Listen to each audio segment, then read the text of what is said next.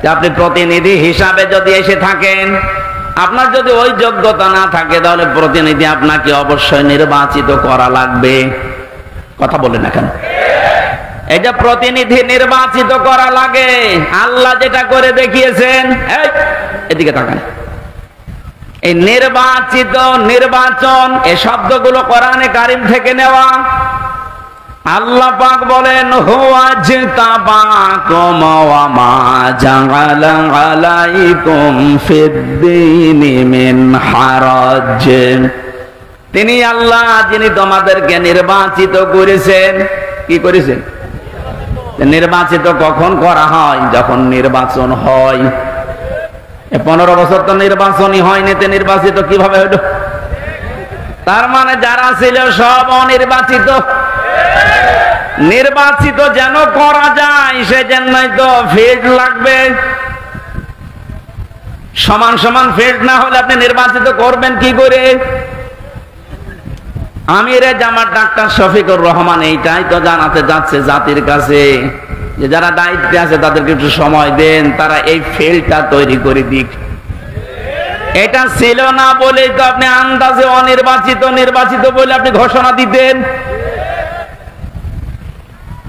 Field যদি তৈরি না হয়, আপনি তো আবার ওইভাবে দিনের ভোট রাতে করে বলবেন আমিও নির্বাচিত। 4-5 দিন আগে এদেরকে দিয়ে একটা ষড়যন্ত্র চলছিল। নির্বাহী আদেশের মাধ্যমে আইন মন্ত্রণালয় থেকে যারা দায়িত্বে আছে, বিনা ভোটে, বিনা নির্বাচনে, 900 ভোটে যে মানুষগুলো আন্দাজে নির্বাচিত হয়েছি বলে ঘোষণা দিয়েছিল, একবারে উপজেলা চেয়ারম্যান, মেয়র সব বাদ দিয়ে দিয়েছে। ওই মানুষগুলো শুরু করেছিল, না আমরা তো নির্বাচিত। কিসের নির্বাচিত? তুমি ফেল তৈরি করেছিলে। আমার তো মনে হয় এদেরকে যারা সাহায্য সহযোগিতা করেছে এই ভোটে দাঁড়ানোর মাধ্যমে নাম দিয়ে, এরা অপরাধী, কারণ এরা নির্বাচিত করতে দেয়নি। এখানে এ দলও আছে, ও দলও আছে, সব দিকে আছে। জাতীয় পার্টির নাম ধরে বলছি, এদের শাস্তি আরো বেশি হওয়া দরকার। কেউ রাজি হয় না, আর তুমি আগে আগে চলে গেলে মানে। আল্লাহ বলছেন হুয়া জিতাবাকুম, তিনি নির্বাচিত করেন। নির্বাচন না হলে উনি নির্বাচিত করবে কি করে? নির্বাচিত করার জন্য আল্লাহ প্রতিনিধিদের মাধ্যমে এটা তৈরি করেছেন। আমরা এখন নির্বাচিত করব কাদের, সেই কথা আল্লাহ কোরআনে দিয়েছেন। আমার নিজেরও মনে হচ্ছে যা বলছি সবই তো রাজনীতি। আসলে এইটাই রাজনীতি। আপনি যেটা করতেন কোরআন হাদিস বাদ দিয়ে, ওটা দুর্নীতি। আর আমি কোরআন দিয়ে যেটা প্রমাণ দিয়ে বলছি আপনাকে বাঁচানোর জন্য, এইটাই আসল রাজনীতি। কাকে নির্বাচিত করবেন? কোরআনে কারীম জানিয়েছে সূরা নিসা 5 নম্বর পারার 6 নম্বর পৃষ্ঠার 9 নম্বর লাইনের 59 নম্বর আয়াতে আছে, প্রথম অংশে পাবেন।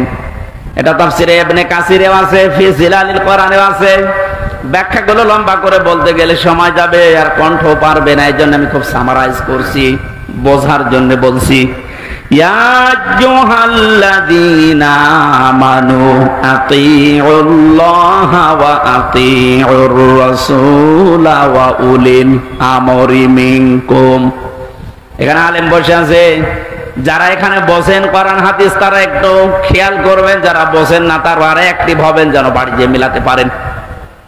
আল্লাহ ডাক দিয়েছেন, ইমানদারেরা আমার আনুগত্য করো, আমার রাসূলের আনুগত্য করো। আর তোমাদের ভেতরে যারা উলিল আমর, নেতৃত্ব দেয়, নেতা যারা, তাদেরকেও মেনে চলো।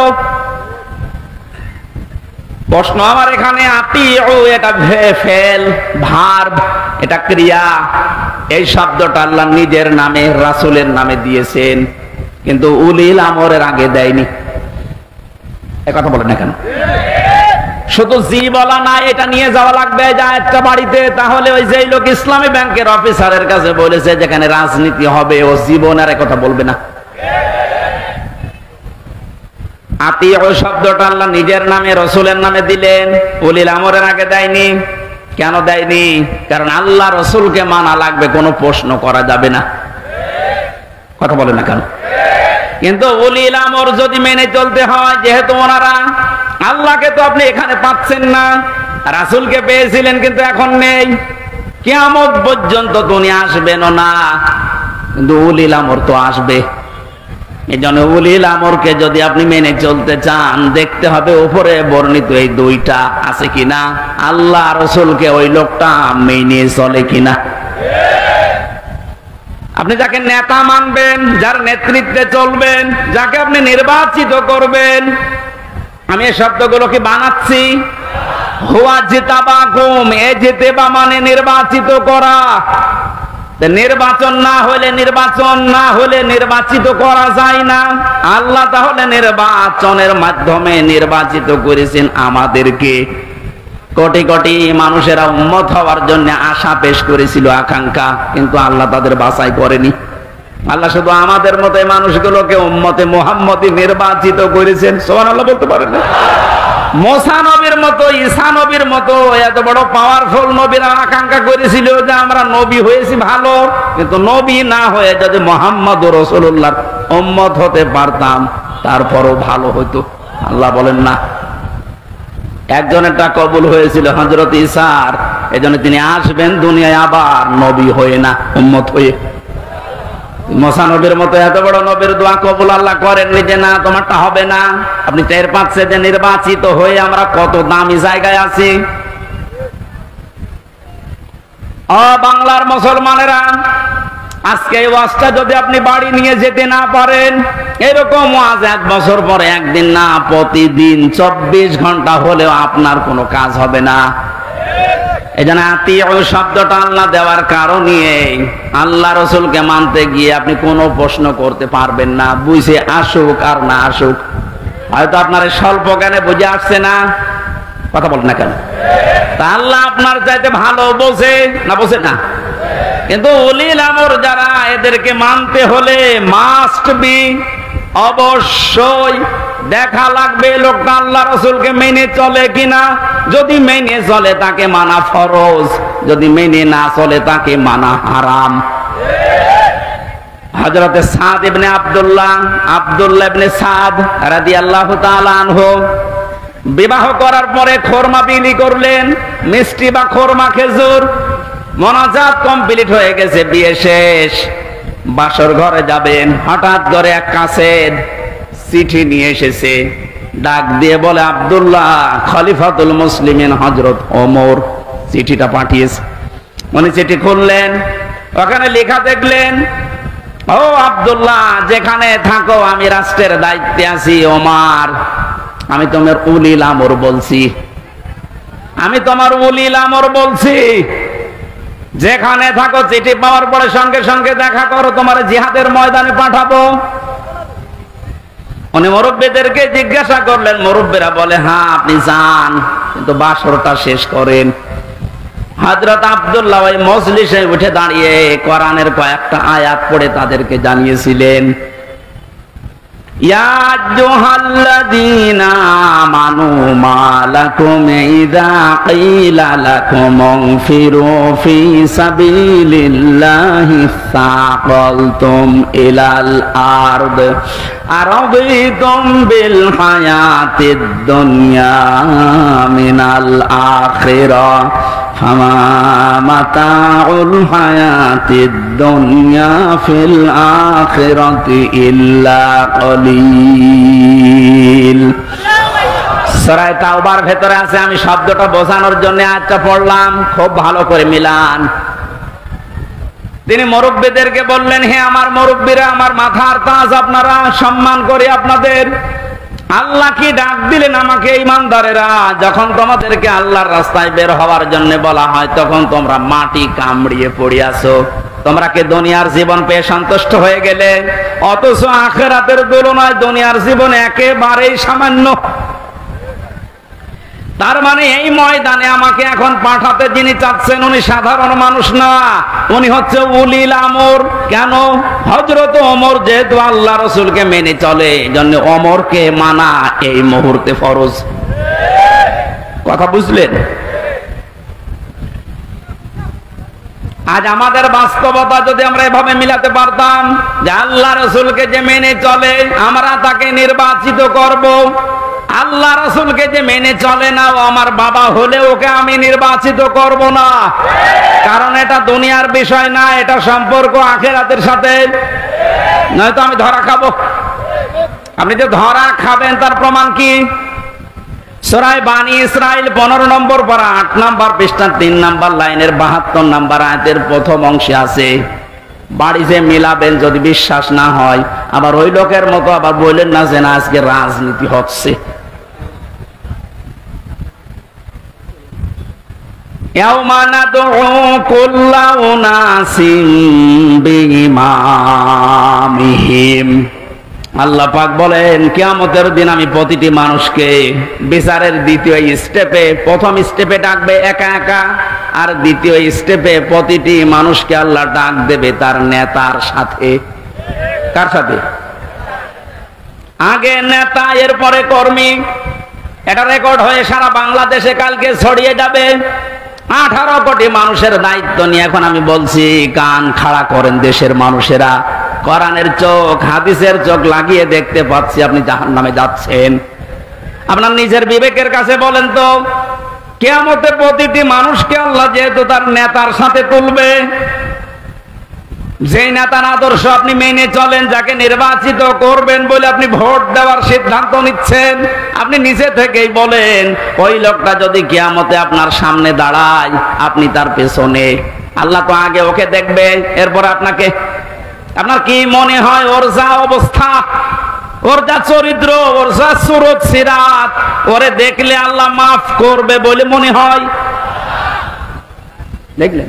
অবশ্যই না, তো এখনই ধরা খাবে।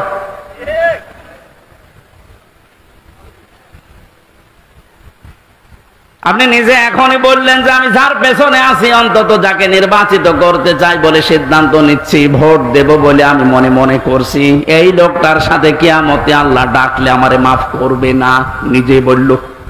তাহলে ও ধরা খেয়েছে। কেটা বললো গো? হাত তোলেন তো। আপনি আপনি যারা ধরা না খান, এই জন্যই তো আয়োজন। রাজনীতি মনে করে আপনি আসলেনই না, আপনি তো ধরা আরো বেশি খাবেন। পাগলকে যদি বলা হয় নৌকা নাড়াবি না, ও বলে আমার মনে ছিল না। আরে ভাই, আমি তো আজকে কবরের ওয়াজ করবো বলে এসেছিলাম, আপনি কি মনে করে দিলেন? মনে যখন করেই দিয়েছেন, আপনাকেও বাঁচাতে হবে, আমারও বাঁচতে হবে। এই জন্য উলিল আমর মানার ক্ষেত্রে খুব সতর্ক। এটা দুনিয়ার বিষয় না, এটা রাজনীতি মনে করবেন না, এটা আপনার আখিরাত জড়িত। আল্লাহ তুমি আমাকে যেভাবে বুঝিয়েছো কোরআনে কারীম, সবাইকে ওই সহজ ভাবে বোঝার তৌফিক দাও। তাহলে নির্বাচিত এই শব্দটা কোরআনে আছে না নেই? তিনি নির্বাচিত করেন তোমাদেরকে তার দ্বীনের জন্য, এবং দিনের উপরে চলতে গিয়ে যত বাধা আছে সব বাধাগুলো আল্লাহ নিজের থেকে দূর করে দেন। এই হুয়ার ফাইল আল্লাহ নিজে। জেলা আমির সাহেব যেটা ইঙ্গিত দিয়েছিলেন যে অনেকের ইমানে 15 বছরে প্রায় নড়বড়ে হয়ে গিয়েছিল, এটা জেলখানার অন্ধ প্রকোষ্ঠে থাকলে আরো বেশি হয়ে যায় অনেকের। আমারও প্রায় কি হচ্ছে, এত কিছু হয়ে গেল, কিছুই করেন আল্লাহ। আল্লাহ বলেন দিনের উপরে যদি সত্য সত্যই টিকে থাকতে পারো, যত বাধা বিপত্তি ঝড় ঝাপটা আসবে আল্লাহ নিজে ওইটা দূর করে দেবে। এটা যে আল্লাহ নিজে দূর করে দিয়েছে, আমরা অনেকে মনে করছি ছাত্রদের কারণে, না, আল্লাহ নিজে দায়িত্ব নিয়ে এ পাথর সরিয়েছে। ছাড়া এ পাথর সরানোর জন্য শুধু ছাত্ররা না, আল্লাহ যদি নিজে দয়া না করতো কখনো এ জালেম পালাইতো না। ওর মনের ভেতরে আল্লাহ এত ভয় তৈরি করে দিয়েছে, দলীয় লোকগুলোকে বইলিয়ে যাবে সে সময়ও পায়নি। মাঝখান থেকে এই পাগলরা এখন বিপদে আছে। আমার মনে হচ্ছে পাগলগুলো বেশি অত্যাচার করেছিল এই যে হারুন আঙ্কেল। হারুন আঙ্কেল, ওনার নাম এখন সারা পৃথিবীতে জানে, 3 ইঞ্চি। কি নাম দিয়েছে, মহিলারাও 3 ইঞ্চির খবর নেই। মেয়ে লোক সেও বলে 3 ইঞ্চি, ধরা পড়িস। 5 তারিখের পর থেকে আজকের এই 31 তারিখ পার হয়ে আজকের 1 তারিখ পর্যন্ত বারবার ঘোষণা দেখেছে আমাদের অভিভাবক যিনি, শুধু বাংলাদেশের না, গোটা পৃথিবীর ইসলামী আন্দোলনের অভিভাবক তিনি এখন ডাক্তার শফিকুর রহমান। দূর থেকে উল্টা পাল্টা ধারণা করতে পারেন যে কি এমন উনি জেনারেল শিক্ষিত একটা ডাক্তার। আরে ভাই, তার ইখলাস জানেন, তার তাকওয়া জানেন, তার ইবাদতের খবর জানেন। আমি ছিলাম তার সাথে 4টা দিন। আমার তো মাঝে মাঝেই মনে হয় পৃথিবীতে কেউ যদি জিন্দা ওলি দেখতে চায়, ওই আস্তালায়, গাছতলায়, বসতলায় যারা বসে আছে বটতলায়, ওরা আল্লাহর ওলি না। আল্লাহর ওলি দেখতে চাইলে আপনি ওই লোকটার দিকে তাকিয়ে থাকবেন, ওটা জিন্দা ওলি। তার ইবাদতের মার্কা আপনি খোঁজ পাবেন না। এই যে সকাল বেলায় এই 65 বছরের একটা মুরব্বী মানুষ, সকাল বলতে রাত 4:30টার সময় ডাক দেয়। ওই সময় হাতে হ্যান্ডকাপ দিয়ে, পায়ে বেড়ি দিয়ে কোর্টে নিয়ে যাচ্ছে। তাও 1-2 কিলোমিটার না, এই কাশিমপুর থেকে একেবারে কোর্ট পর্যন্ত যাওয়া আসা করতে প্রায় 7-8 ঘন্টা সময় লেগে যায়। এত কষ্ট স্বীকার করে রাত 8টা, 9টা, 10টার সময় ওনারে নিয়ে আসতো। ওনার যেন দেরি হয়, যেন ওনার কষ্ট হয়। ঘরে আসার পরে দেখলাম, বলতাম, মুরব্বী খাবার খাবেন না, ঘুমিয়ে পড়েন। আমার বলছে, হামজা ঘুমাও। যত পাশেই ছিলাম, মাঝে মাঝে জিজ্ঞাসা করতাম যে এত কষ্ট করে আসলেন, ঘুমাবেন না? আমারে বলছে, ঘুমাও, আমি এখন কিছু সময় আল্লাহর জিকির করব, দরুদ শরীফ পড়ব। 2-2.5 ঘন্টা ঘুমিয়ে আবাবিল পাঠিয়েছিল। জালেমদের মনের ভেতরে আল্লাহ ভয় তৈরি করে দেন। এ দায়িত্ব কার? আরো জোরে। এটা তৈরি করেন কাদের কারণে? যে মানুষগুলোর ভেতরে ইখলাস আছে যত বেশি, তাকে দেখলে জালেমরা ভয় পায় তত বেশি। আমরা 15 বছর অনেক জালেমকে ভয় পেয়েছি তার অত্যাচারের কারণে, আর আমিরে জামাতকে এখনো জালেমরা ভয় পায় তার তাকওয়ার কারণে। বাংলার মুসলমানেরা, আমি যেটা বোঝানোর জন্য পর্যন্ত এসেছিলাম, শহীদ যারা হয় এদের নিয়ে যারা উল্টা পাল্টা ধারণা করেন, কোনদিন এই মুখ দিয়ে কথা বলবেন না যে ওনারা মরে গেছে। এমনি না, ওনারা জীবিত, কিয়ামত পর্যন্ত শুধু জীবিত এইটাই থাকবে, কিন্তু আমরা টের পাই না। এর পরের কথা আল্লাহ দিয়েছেন, মানুষ যেহেতু ধারণা করতে পারে, মুখে হয়তো বলে না, কিন্তু ধারণা করতে পারে যে মরে গেছে। আল্লাহ ধারণার উপর নোটিশ দিয়েছেন, ওয়ালা তাহসাবান্নাল্লাযীনা কুতিলু ফি সাবিলিল্লাহি আমওয়াতা বাল আহয়াউন ইনদা রাব্বিহিম ইরযাকুন। সূরা আলে ইমরান 4 নম্বর পারা 11 নম্বর পৃষ্ঠা 9 নম্বর লাইনের 169 নম্বর আয়াত। এটা তাফসীরে কাবীরে পাবেন। আল্লামা ফখরুদ্দিন রাজি রহমাতুল্লাহ আলাইহি ব্যাখ্যা করতে গিয়ে লিখেছেন, ওই পৃথিবীর মানুষেরা মুখ দিয়ে তো বলবেই না, অন্তরে যেন এই ধারণাও কোনোদিন না আসে যে শহীদরা মরে গেছে। এটা ধারণাও করা যাবে না। বালা হয়াউন, বরং তারা জীবিত। বরং তারা কি? আরো জোরে। ইনদা রাব্বিহিম ইরযাকুন, তারা তাদের রবের কাছে খাবার খাচ্ছে। শহীদ আবু সাইদের বাড়িতে গিয়েছিলাম, যে গরিব মানুষ, 6টা ছেলে ওনার, এটাই ছোট। ওনার বাবা মারে বলছিল যে অবস্থায় ওদের বাড়ি ঘর দেখলাম, আমার মনে হয় 3 বেলা পেট পুরে খাবার খাওয়ার মতো পরিবার না। আল্লাহ তার জীবনটা এত বেশি পছন্দ করেছিলেন, সাধারণভাবে মরণ দেয়নি। এত সাহস তার বুকের ভেতরে দিয়েছিলেন, জালেমদের সামনে জীবনটা দিয়ে শাহাদত বরণ করে কিয়ামত পর্যন্ত জান্নাতি খাবার খাবে। কোন সন্দেহ নেই, এতে কিয়ামত পর্যন্ত আল্লাহ খাওয়াবে। কারণ যেহেতু মরে না, জীবিত থাকে, আর জীবিত থাকলে খাওয়া লাগে। খাওয়া লাগে না? আর খেলে রক্ত গোশত তৈরি হয়। খাবার খেলে মানুষের রক্ত গোশত তৈরি হয়। ওই দিন আমার মাহফিল, দিন রাতের বেলা গিয়েছিলাম ওখানে। রাত 9:30টার পরে অনুষ্ঠান ছিল আমার গাইবান্ধার গোবিন্দগঞ্জে। ওখানে এসে উঠলাম, জেলা আমির সাহেব এসে আমারে বলছে, আমির হামজা, 1 মাস আগে এখানে সাব্বির নামে একামতে দিনের একজন, ওকে মেরে ফেলা হয়েছিল। 1 মাস পরে ওর কবর খুঁড়ে কবর ভেঙে গেছে বৃষ্টিতে, দেখলাম ওর কবরের ভেতর থেকে তাজা রক্ত পাওয়া যাচ্ছে।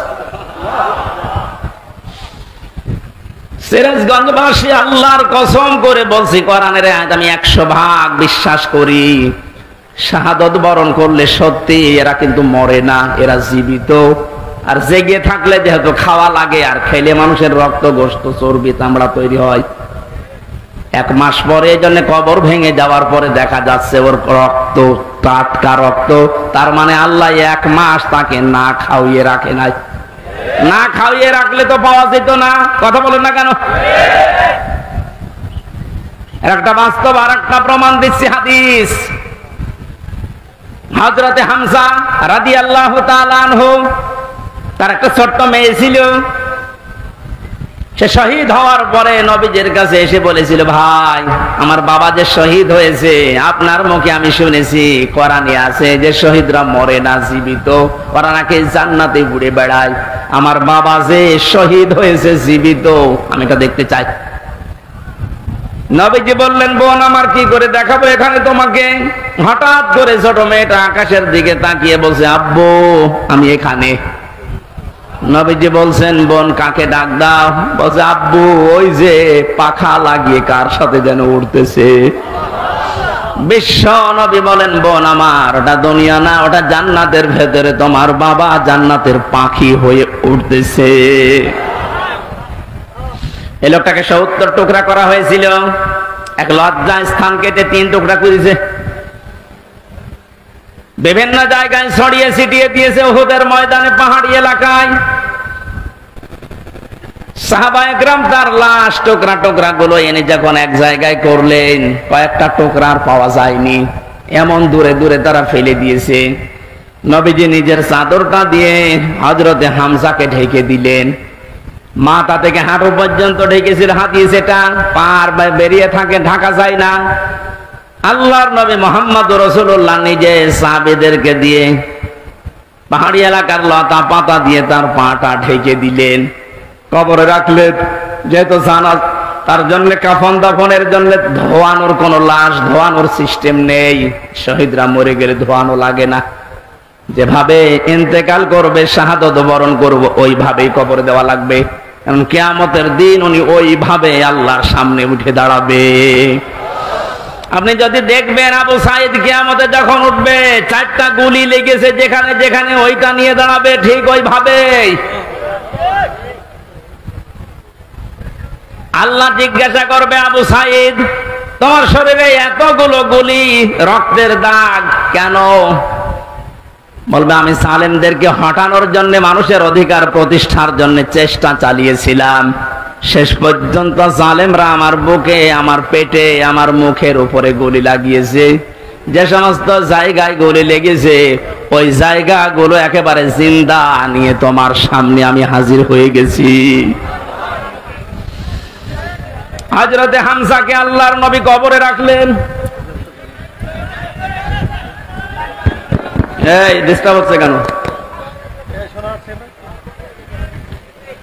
ডাক দিয়ে বলেন হামজাকে, রব্বুল আলামিন এই যে আমার চাচাকে আমি কবরে রাখলাম, এখন পর্যন্ত আমার চাচার উপরে আমি রাজি আছি, খুশি আছি। মাবুদ আমি তোমার গোলাম হয়ে বলছি, তোমার রাসূল হয়ে দাবি করছি, আমার চাচা হামজার উপরে তুমি রাজি হয়ে যাও।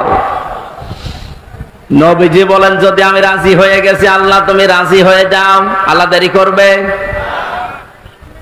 দেরি যে করে না, এই আয়াত তার প্রমাণ তাফসিরে পেয়েছি আমি। ওনাকে কবর দেওয়ার 30 বছর পর কবরটা ভেঙে গিয়েছিল। মদিনা একটা ঢল হওয়ার কারণে দেখে রক্ত ভেসে আসতেছে পানির ভেতরে। ওই সময় হযরতে হামজার সাথে যারা ছোট বয়সে যুদ্ধ করেছিল, তারা এখন মুরব্বী হয়ে গেছে। রক্ত অনুসন্ধান করতে করতে গিয়ে দেখে 30 বছর আগে মুহাম্মদুর রাসূলুল্লাহর চাচা হযরতে হামজাকে ওরা যেখানে যেখানে আঘাত করেছিল তরবারি দিয়ে, ওই জায়গাগুলো দিয়ে ফিনকি দিয়ে রক্ত বের হচ্ছে। বাংলার মুসলমানেরা ভালোভাবে মিলান, আল্লাহ যে আহইয়াউন দিয়ে শেষ করেননি, ইনদা রাব্বিহিম ইরযাকুন, তারা তো জীবিত এবং খাবার খায়। উনি যে খাবার খেয়েছে তার প্রমাণ 30 বছরের তাজা রক্ত। কথা বলেন না কেন? এই জন্য কোনদিন এই ধারণা করবেন না যে যারা শহীদ হয়ে গেল এরা মরে গেছে, বলবেন তো নাই, ধারণা করা যাবে না। এই শহীদদের আত্মার মাগফিরাত আল্লাহ ওদেরকে এমনিতেই মাফ করে দিয়েছে। কারণ কি? ওয়ালিয়াকুলামাল্লাহুল্লাযীনা আমানু ওয়া ইয়াত্তাখিযা মিনকুম শুহাদা আল্লাহু লা ইউহিব্বুয যালিমিন। রব্বুল আলামিন বলেন, কিছু মানুষকে আমি সাধারণভাবে মরণ দিতে চাই না, যার ঈমান এবং যার অ্যাক্টিভিটিস কাজকর্ম আমার কাছে পছন্দ হয়, ওই মানুষটাকে আমি আল্লাহ শাহাদতের মরণ দিয়ে ধন্য করে দেই। আর জেনে রাখো আয়াতের শেষের কথা, আল্লাহু লা ইউহিব্বুয যালিমিন, কোন জালেমকে আমি ভালোবাসছি না, বাসবো না। এটা মোজারে বর্তমান ভবিষ্যৎ, প্রেজেন্ট ফিউচার। এই জন্য জালেম যারা, তাদের কপাল বড় খারাপ। আপনার দুনিয়াও শেষ, আখিরাত তো শেষই। আমি দোয়া করলেও হবে না জালেমদের জন্য, কারণ আল্লাহু লা ইয়াহদিল কওমাজ জালিমিন, জালেমদেরকে আল্লাহ হেদায়েত দিচ্ছে না, দেবে না। আমরা আর যাই করে যেন জালেম হয়ে না যায়। এই শব্দটা যেহেতু খুব গুরুত্বপূর্ণ, জালেম। আজ অনেক জালেম বিদায় নেওয়ার পরে এখন অনেকে নব্য জালেম হওয়ার জন্য চেষ্টা চালাচ্ছে। গতকালকে চুয়াডাঙ্গার একটা খবর শুনলাম, আমি কোরআনের আয়াতের সাথে মিলিয়ে আশ্চর্য হয়ে গেছি। জালেম বিদায় নিল, এ জালেম আসলো কোত্থেকে? সূরা বাকারার 114 নম্বর আয়াতটা, এই এদিকে তাকান। ওমান আযলামু মিম্মান মানাআ মাসাজিদাল্লাহি আইয়ুযকারা ফীহা ইসমুহু ওয়া সাআ ফী খারাবিহা ইলা আখির আয়াত। ওরা কোরআনে কারীম থেকে দার্স দিচ্ছিল, এক জালেম এসে বলছে এটা বন্ধ করো, এটা মসজিদের ভেতরে রাজনীতি চলবে না। আমি মিলিয়ে দেখলাম কোরআনে কারিমের আয়াত আল্লাহ মনে হয় ওর নাম দিয়েই নাযিল করেছেন। আমান আযলাম, আল্লাহ বলেন বড় জালেম দেখতে চাও? আমি আল্লাহর দৃষ্টিতে সবচাইতে বড় জালেম ওই লোকটা, মিম্মাম মানাআ মাসাজিদ আল্লাহ, যে লোকটা আল্লাহর মসজিদের ভেতরে নিষেধ করে, আইয়ুযকারা ফীহা ইসমুহু, তার নামের জিকির করতে, তার নামের আলোচনা করতে আল্লাহর ঘর মসজিদে যারা নিষেধ করে এরা আল্লাহর দৃষ্টিতে বড় জালেম। আমরা মনে করছি জালেম হয়তো বিদায় হয়ে গেছে, না, এখনো নব্য জালেম তৈরি হচ্ছে। এজন্য জালেম যদি কেউ হয়ে থাকেন, বুঝে হন আর না বুঝে হন, থামেন, আপনার কপালে আগুন লাগবে।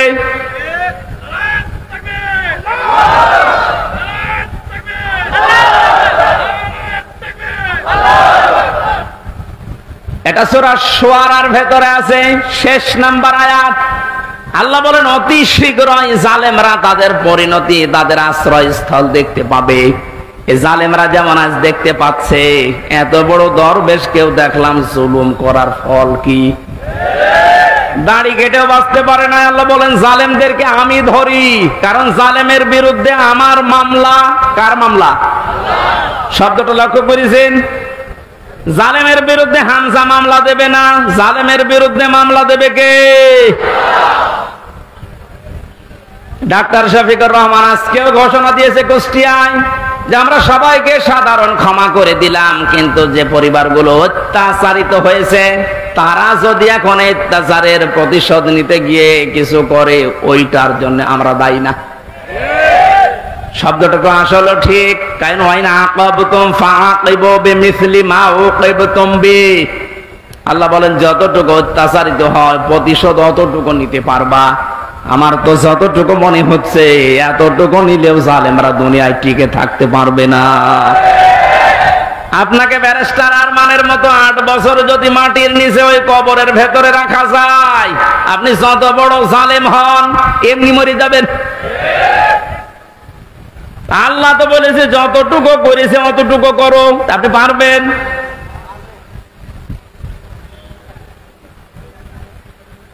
আমার উপরও যতটুকু অত্যাচার হয়েছিল আমি চাই যাদের দ্বারা হয়েছে, যে মানুষগুলোর ইঙ্গিত হয়েছে, আমি ওই মানুষগুলোকে অতটুকু না করে ছাড় দেব না। যে যা বলে বলুক দা, এমন যাদের না মাফ করে দেন না, কিসের মাফ? কোন মাফ নেই আপনার কারণে। আমার ছোট মেয়েটা আমার এখনো পর্যন্ত চেনে না। দোষ করে যদি আপনি শাস্তি দিতেন আমি মেনে নিতাম, কিচ্ছু জানি না আপনি কেন আমার জীবনে এই কাজ দিলেন। আর যেভাবে রেখেছিলেন আমাকে আর মাওলানা মামুনুল হককে, কোন আলেমকে এত কষ্ট আমার বাংলাদেশে আমি আর শুনি নাই। আপনি আমার মতো একটা ছোট মানুষকে 24 ঘন্টা তালাবদ্ধ রেখে মনে হচ্ছে আমি ফাঁসির কন্ডেম ছেলে আছি, কত বড় অপরাধী। অথচ যে মামলাও দিয়েছিলেন, শাস্তি দিলেও 3 মাসের বেশি আপনি রাখতে পারেন না। এটা মূল্য চুরি মামলা। জালেমদেরকে মাফ করে দেওয়া মানে মজলুমের উপরে অবিচার করা। এক কথা বলছেন না কেন? সারা বাংলাদেশের 18 কোটি মানুষকে যদি এই আয়না ঘরের সাথে যারা জড়িত ছিল, সে যেই কয়জনই হোক, যারাই জড়িত এর সাথে, এদেশের 18 কোটি মানুষ যদি মাফ করে দেয়, ব্যারিস্টার আরমানের বউ মাফ করবে না। আপনি ওই জায়গায় থাকলে আপনারও মনে হতো না আমি মাফ করবো না। আপনি যদি প্রথমেই বলে দিতেন যে তাকে আমরা মেরে ফেলেছি, মেয়েটা অন্য জায়গায় বিয়ে করতে পারতো। এক কথা বলছেন এখন। এমন অবস্থায় রাখলেন তার বউটা বিয়েও করতে পারে না 1টা বছর। যুবতী মেয়ে এভাবে জীবন্ত যৌবন কঠিন বিষয়, আপনি টের পাচ্ছেন না। তাই এটা ঠিক রাখা কত কঠিন বিষয় উনি পার করেছেন। আপনি বলছেন মাফ করে দিন, মাফ করে দিন। মানে আপনার মেয়ে যদি হয়তো, এ কথা তো দুনিয়ার বিষয় না। জালেম যারা জুলুম করছেন আজ এবং নব্য জুলুম করার জন্য যারা প্রস্তুতি নিচ্ছেন, আপনি কিন্তু নিজের কপালে আগুন লাগাচ্ছেন। আল্লাহর ঘরের ভেতরে যদি আল্লাহর নাম, আল্লাহর কোরআনের কথা কেউ বলতে নিষেধ করে, এটা দুনিয়ায় সব চাইতে বড় জালেম।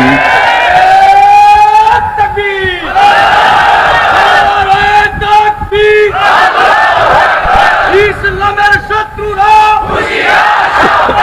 ইসলামের শত্রুরা,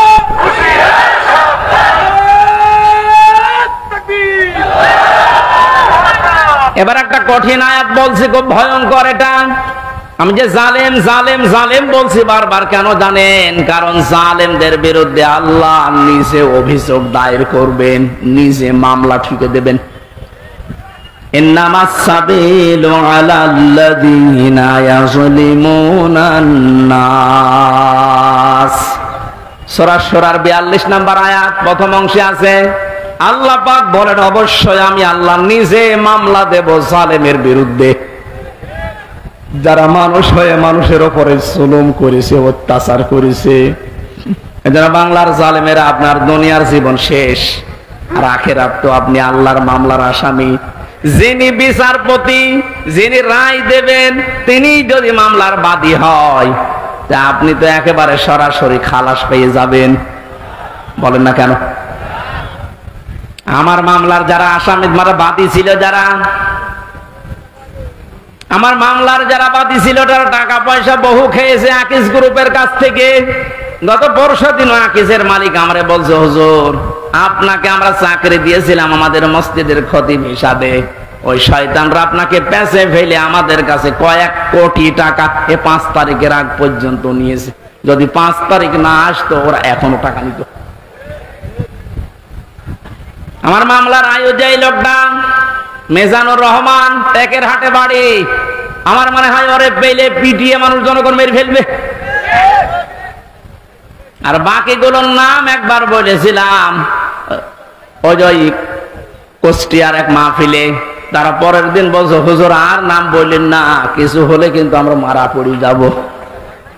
কেমন ভয় আছে জালেমরা দেখেন। তবে এই যে লোকটা, এই লোকটা 5 তারিখের আগের দিন 4 তারিখ রাত্রে টাকা নিয়েছে, এই মামলার আয়ুটা ও এখন নাই থেমে গেছে। আমার মনে হয় 5 তারিখ বাংলাদেশে না আসলে ও শয়তান এখনো টাকা নিত।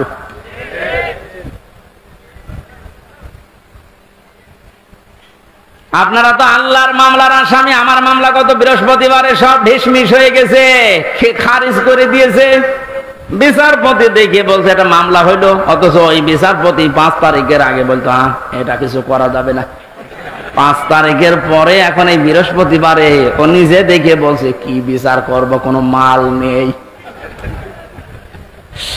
অনেক নিজে পড়ে পড়ে দেখছে, বলছে কোনো মাল ম্যাটারেস নেই, কি দেখে বিচার করব, যা সব বাদ।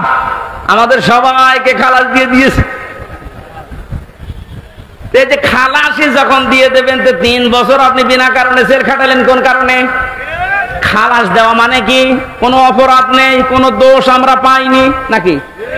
খালাস দেওয়া মানে তো এই, তাহলে দোষ তো আমার নেই, আপনি নিজেই প্রমাণ করে দিলেন। বিনা কারণে যে 3টা বছর নষ্ট করলেন। গতকালকে একজন মুসলমান হয়েছে পরশুদিন। আমার মনে হয় 3টা বছরে যদি আমি বাইরে থাকতাম, এই 20 সালের আগ পর্যন্ত 53 জন মানুষ মুসলমান হয়েছিল কোরআন শোনার পর। বের হয়ে একজন হয়ে গেল। 3 বছর থাকলে আমার মনে হয় এখনো পর্যন্ত 50 জনের উপরে মানুষকে আমি জান্নাতে নিতে পারতাম। আপনি সুযোগ থেকে বঞ্চিত করে দিলেন। এজন্য জালেম যারা, তারা হামজার মামলার আসামি না। হামজার মামলার আসামি তো হবে নেই, কিয়ামতে আমি না পাপ করলে আপনি জান্নাত যেতে পারবেন না। আর সবচাইতে বড় দুঃখ আপনার জন্য, আপনি আল্লাহর মামলার আসামি। আল্লাহ আমাদের হেফাজত করুন জালেম হওয়া থেকে, বলেন আমিন। আমির জামাত শুধু একবার একটু ইঙ্গিত দিয়েছে, এক জালিমের হাত থেকে মুক্তি পেয়েছি, আর কোন জালিম যেন আমাদের মাথার উপরে বসতে না পারে। আর অনেকের এখন দেখছি চুলকানি আরম্ভ হয়ে গেছে। কোন কারণ আপনার চুলকানি আসবে? আপনি কি জালিম? তার মানে আপনি নিজের থেকেই মনে মনে ভাবছেন যে আমি এগুলো করছি, সামনেও করব, আপনিও জালিম। ঠাকুর ঘরে কে রে? আমি তো কলা খাই। অনেকে আপনার নাম বলে বলেছে, বলেন কোন কারণে নিজের দিকে টেনে নেন?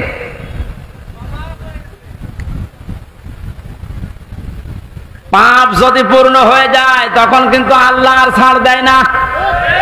ওয়ালা ইয়াহসাবান্নাল্লাযীনা কাফারু আন্নামা নুমলি লাহুম খায়রুল লিআনফুসিহিম ইন্নামা নুমলি লাহুম লিয়াজদাদু ইসমা ওয়া লাহুম আযাবুম মুহিন।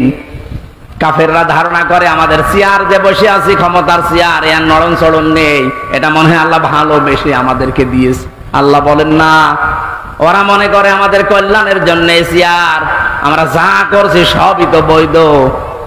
আল্লাহ বলেন তোদেরকে তোদের পাপের বোঝাটা পরিপূর্ণ করার জন্য আমি আল্লাহ চেয়ারে বসিয়ে রেখেছি।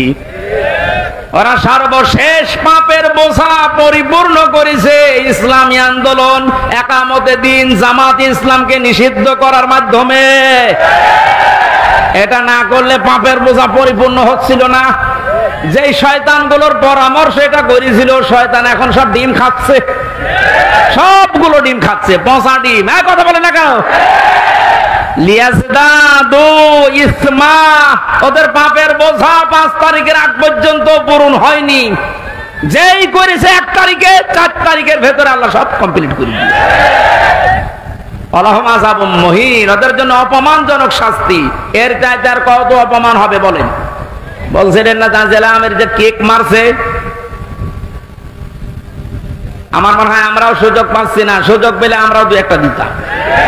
কারণ আপনারা যা করেছেন আমার সাথে, কম বেশি এই দেশে যদি 10 জন আলেমকে পরিস্থিতির দিক থেকে, এলেম আমল না, শুধু পরিস্থিতির দিক থেকে 10 জন মানুষকে সারা বাংলাদেশে চেনে, তার ভেতর আমি একজন। এটার ভেতর থেকে শুনতে শুনতে আসে যে হামজা বলে একজন আছে। গাড়িতে আসার সময় মায়ের কোলে বসে বসে কি খাচ্ছে, চিপস খাচ্ছে, আর বলছে ওই যে হামজা যাচ্ছে। তার মানে ও পেটের ভেতরে শুনে এসেছে যে হামজা নাম একজন আছে। এইরকম একটা পরিচিত মানুষের সাথে আপনি আমার মাজায় দড়ি দিয়ে, মায়ের ভেতরে বেড়ি দিয়ে, তাও ডান্ডা বেড়ি, হাতের ভেতরে আপনি হ্যান্ডকাপ দিয়ে, কালো কাপড় দিয়ে চোখ বেঁধে আপনি 11 ঘন্টা টাঙিয়ে রাখলেন। আপনি মানুষ? আবার যখন দড়ি দিয়ে টেনে নিয়ে যেত আদালত প্রাঙ্গণে, মনে হতো তো ছাগল টেনে নিয়ে যাচ্ছে। আর কয়েক তালা আছে তো, ওই অন্য জায়গা থেকে একে অন্যের সাথে তাকিয়ে টিপ্পনি কাটতো, ঠিকই হচ্ছে। এবার আমরাও বলি যে ঠিকই হচ্ছে। ওই আপনি সব বলেন, আপনি সব বলেন।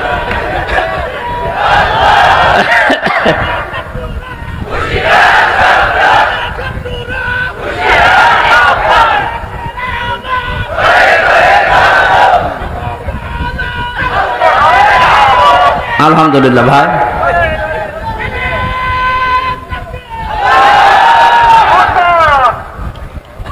আমাদের মুরব্বী আমাদের মাথার তাজের কথা মতো আপনাদেরকে আমরা মাফ করে দিলাম, কিন্তু আপনারা যা করেছেন, কোরআন হাদিস পড়ে যা বুঝছি, আল্লাহ আপনাদের মাফ করবে না, আল্লাহ নিজে আপনাদের বিরুদ্ধে মামলা দেবে।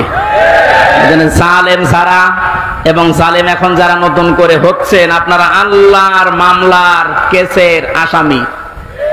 খুব গুরুত্বপূর্ণ বিষয়, এটা খেয়াল করে জীবন চালাবেন। যে মানুষগুলোর আত্মার মাগফিরাত এবং রূহের আহত মানুষদের সুস্থতায় কামনায় তাফসীর মাহফিলের আয়োজনে, বিশাল আয়োজনে যারা আঞ্জাম দিয়েছে, যারাই খেদমত করেছে এত বড়, আল্লাহ প্রত্যেককেই তাদের মনের কামনা বাসনা পূরণ করুন।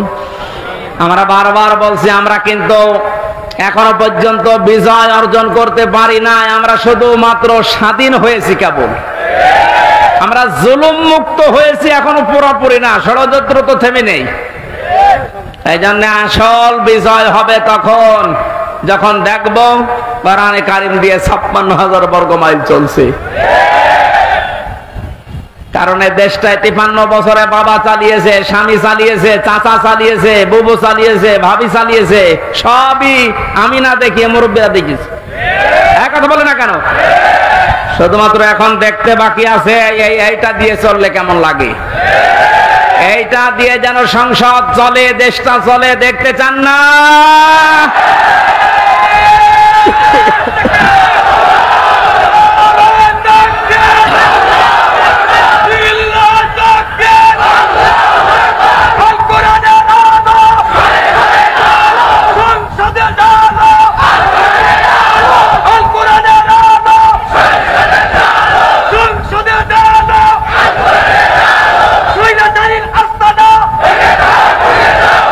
আলহামদুলিল্লাহ।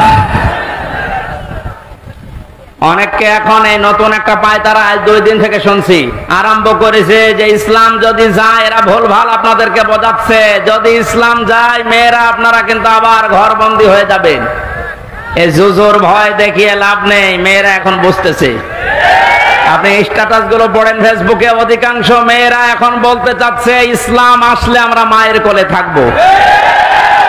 আমিরে জামাত ঘোষণা দিয়েছে, যদি আল্লাহ আমাদেরকে কবুল করেন, মেয়েরা যে নিরাপত্তা পাবে, কিয়ামত পর্যন্ত এই দেশের মেয়েরা ভুলতে পারবে না যে আবার কোরআন বাদে অন্য কিছু আসুক। আমরা ওইটা দেখাতে চাই, দেখাবো ইনশাআল্লাহ। কোরআনের সূরা শূরা, শূরা মানে সংসদ, শূরা মানে কি? যেহেতু সংসদ নির্বাচন সামনে আসছে, সংসদ নির্বাচন করার জন্য যে 7টা পদ্ধতি আছে, 7টা গুণ দেখে দেখে নেতা নির্বাচন করা যায়, ওই কথাগুলো আল্লাহ সূরা শূরার ভেতরে দিয়েছেন।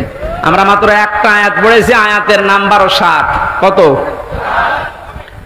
আমরা সবকিছু বাদ দিয়ে সরাসরি কোরআনের আয়াতে যাচ্ছি। আল্লাহ পাক বলেন, ওয়াকাযালিকা আওহাইনা ইলাইকা, আমি এইভাবে করে হে নবী আপনার প্রতি ওহী নাযিল করেছি। এই আয়াত নাযিল করা দেখে বোঝা যাচ্ছে এর আগেও আল্লাহ বিভিন্ন নবীদের উপরে ওহী দিয়েছিলেন, নাকি? ধারাবাহিকতায় বিশ্ব নবীও পেয়েছেন। আল্লাহর নবীকে আল্লাহ যেটা দিলেন, কুরআনান আরাবিয়্যা, নবীকে যে আল্লাহ ওহী দিয়েছেন তার নাম আরবি কোরআন। কি কোরআন? এই ভাষাটা যেহেতু আমাদের মাতৃভাষা না, এই জন্য আমাদের কাছে একটু কঠিন লাগে, কিন্তু পৃথিবীতে সবচেয়ে সহজ ভাষা আল্লাহ জানিয়েছেন আরবি ভাষা। ওহী যেহেতু কোরআনে কারীম আরবি ভাষায় এসেছে, মুসলমানেরা আমাদেরকে এখন ইমানের দাবি অনুযায়ী আরবি ভাষায় শুদ্ধ করে কোরআন শিখতেই হবে, মাস্ট বি। আমি অনেক পীর সাহেবের মুরিদ, অনেক ইসলামী আন্দোলনের ভাইদেরকেও দেখেছি কোরআনে কারীমের কাছে যে ওরা দুর্বল, শুদ্ধ করে কোরআন পড়া বোঝার যে সিস্টেম গুলো চালু আছে, এটা 100% এখন আমাদের ফলো করা লাগবে। আমি যতটুকু দেখতেছি প্র্যাকটিক্যাল লাইফে, যে রিপোর্ট গুলো পূরণ করা হয় প্রতিদিন 3 আয়াত 5 আয়াত 10 আয়াত আপনি যা পড়বেন শুদ্ধ করে পড়বেন, বুঝবেন এবং ওটা লিখে রাখবেন। এই সিস্টেম যদি কেউ 4 মাস 6 মাস 1 বছর পালন করতে পারে, আস্তে আস্তে তার শুদ্ধ হয়ে যাবে। আর এটা হওয়ার জন্য দেশে একটা বিশ্ববিদ্যালয় আছে, তার নাম জামাতে ইসলামী। আমি অন্য কোন জায়গায় এসে সিলেবাসটা পাইনি। আপনি যা যা করেছেন সবগুলো পয়েন্ট আকারে ওখানে লেখা লাগে। আপনার জীবন এমনি পরিশুদ্ধ হয়ে যাবে। নিজেকে যদি পবিত্র করতে চান, পরিশুদ্ধ করতে চান, ফিরে আসেন। আহ্বান জানাচ্ছি, দাওয়াত দিচ্ছি। নয়তো আবার বলবেন যে আল্লাহ আমি দাওয়াত পাইনি। এই জন্য দাওয়াত দিয়ে দিলাম। যদি বিশ্ববিদ্যালয়ে পড়ার ইচ্ছা থাকে, আপনি মূর্খ মানুষ হন, অসুবিধা নেই। বিশ্ববিদ্যালয়ে যদি পড়াশোনা করার মন মানসিকতা থাকে, ইচ্ছা থাকে, বাংলাদেশ জামাতে ইসলামীতে আপনি যোগ দিয়ে পড়া দেখবেন বিশ্ববিদ্যালয়ের মতো। আপনার জীবন ঠিক ওই ধাঁচে গড়ে তুলবে। একটা মানুষ সব দিক থেকে পারদর্শী হয়, অথচ লোকটা দেখেন ডাক্তার। আজকে কুষ্টিয়াতে ভাষণ দেওয়ার সময় তিনি উদাহরণ দিচ্ছিলেন। উনি কিন্তু একটা সার্জন ডাক্তার, অপারেশন করতেন। তার মানে ডাক্তারি লাইনে উনি সর্বোচ্চ। কোরআনে কারিমের লাইনে তো আমি নিজে দেখেছি তার জ্ঞানের বহর এবং শুদ্ধ। হাদিসের লাইনে উনি পাণ্ডিত্য অর্জন করেছে অনেক আমাদের মতো হাজারো আলেমের চাইতেও বেশি। ইংরেজিতে বক্তব্য দিচ্ছে। অনেকে আছে ইংরেজি বক্তব্য দূরের কথা, ইংরেজির নাম শুনলে ভয় পায়। কথা বলছে না কেন? চারিদিক থেকে জ্ঞান অর্জন করার জন্য লোকটাকে যে জায়গা থেকে তুলে নিয়ে এসেছিল আল্লাহ, ওখানে যদি এতদিন থাকতেন বড় নাস্তিক হয়ে যেতেন ইনুর মতো। সেখান থেকে আল্লাহ তুলে এনে কত বড় দায়িত্ব দিয়েছে তার মাথার উপরে। এই জন্য এই বিশ্ববিদ্যালয়ে আপনিও ভর্তি হতে পারেন, এখনো সুযোগ সময় আছে। আপনাকে আমরা জান্নাতে নিয়ে যেতে চাই এই বিশ্ববিদ্যালয়ে ভর্তি হওয়ার মাধ্যমে। সাফ কথা বলছি, জীবনে গুনাহগার যদি হয়ে থাকেন, গুনাহ অল্প স্বল্প যায় থাক, যদি একামতের দিন কায়েম করা লাগবে দিন, এই আন্দোলনের সাথে একনিষ্ঠভাবে ইখলাসের সাথে লেগে থাকতে পারেন, আমি কোরআন হাতে নিয়ে গ্যারান্টি দিতে পারি আল্লাহ আপনাকে জাহান্নামে দেবে না। সূরা সফের আয়াত। আবার বলছি, ইসলামী আন্দোলন যদি দুনিয়ায় করেন, একামতের দিন কায়েম করার জন্য ইখলাসের সাথে অ্যাক্টিভিটিস নিয়ে যদি ময়দানে থাকেন, কায়েম হলে ভালো, না হলেও আপনার অসুবিধা নেই। আপনাকে আল্লাহ জাহান্নামে দেবে না, হ্যাঁ জান্নাতেও দেবে না কয়েকটা কারণে। তার ভেতরে 1 নাম্বার, আপনি যদি মা বাবার সাথে বিয়াদবি করে থাকেন জান্নাত পাবেন না। আর এই বিশ্ববিদ্যালয়ে আসলে মা বাবার সাথে বিয়াদবি করার কোনো রাস্তা খোলা নেই। সবগুলো একেবারে ট্রেনিং দিয়ে দিয়ে ওই পর্যায়ে নিয়ে যাওয়া হয়।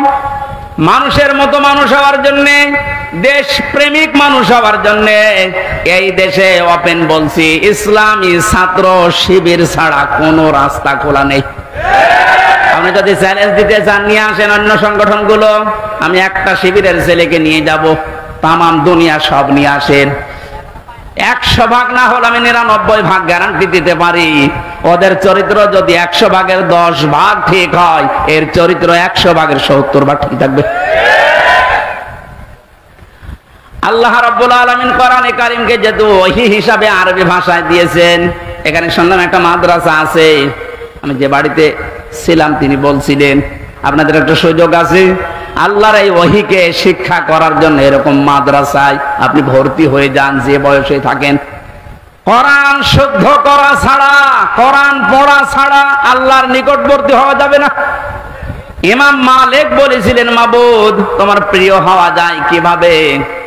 100 বার তিনি আল্লাহকে স্বপ্ন দেখে একই কথা বলেছিলেন যে তোমার প্রিয় হওয়া যায় কি করে? আল্লাহ পাক বলেন, ইমাম মালিক কোরআন পড়ো, কোরআন পড়ো। উনি বারবার প্রশ্ন করতেন, আল্লাহ বুঝে পড়বো না বুঝে পড়বো? আল্লাহ পাক বারবার জবাব দিয়েছেন, বুঝে পড়ো না বুঝে পড়ো, শুদ্ধ করে পড়ো, তার তিলের সাথে পড়ো, আমি আল্লাহর প্রিয় পাত্র হয়ে যাবে। এজন্য আমরা যেহেতু মালিকের প্রিয় হতে চাই, এজন্য আমাদের শুদ্ধ করে মাস্ট বিয়েটা পড়া শেখাই লাগবে। আল্লাহ রাব্বুল আলামিনের পরে বলেন লিতুনযিরা উম্মাল কুরা ওয়া মান হাওলাহা। হে নবী, এই কোরআন দিয়ে আপনি মক্কার এবং মক্কার আশেপাশে যা আছে, এই আশপাশ বলতে তামাম দুনিয়া বুঝিয়েছেন আল্লাহ। তাফসীর ইবনে কাসিরে লিখেছে আমান হাওলাহা মানে সমগ্র পৃথিবী। সুতরাং এখন নবী নেই, উনি থাকলে এই কাজটা করতেন। সৌদি আরব থেকে বাংলাদেশে এসে আপনাদেরকে সতর্ক করতেন। এই সতর্ক বাণী পড়া কোরআন শরীফে আছে 500টা। কয়টা? সবচাইতে বেশি যেই বিষয়টা দিয়ে মানুষ সতর্ক হতে পারে তার নাম কিয়ামত।